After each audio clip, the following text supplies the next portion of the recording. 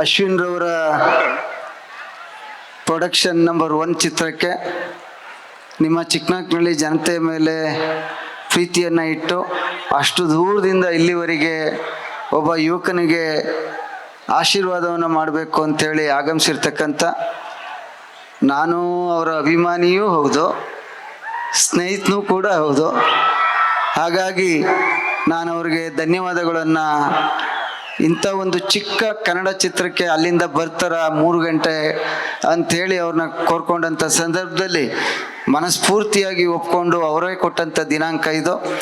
ಇಲ್ಲಿ ಆಗಮಿಸಿರುವಂಥ ಕಿಚ್ಚ ಸುದೀಪ್ ರವರಿಗೆ ನನ್ನ ಅಭಿನಂದನೆಗಳನ್ನು ಸಲ್ಲಿಸ್ತಾ, ನನ್ನ ಆತ್ಮೀಯ ಸ್ನೇಹಿತ ಬಾಬು ಅವರ ಕ್ಷೇತ್ರದಲ್ಲಿ ಇಂಥ ಒಂದು ಕಾರ್ಯಕ್ರಮ ಆಗ್ತಾ ಇರ್ತಕ್ಕಂಥದ್ದು ಸಂತೋಷ.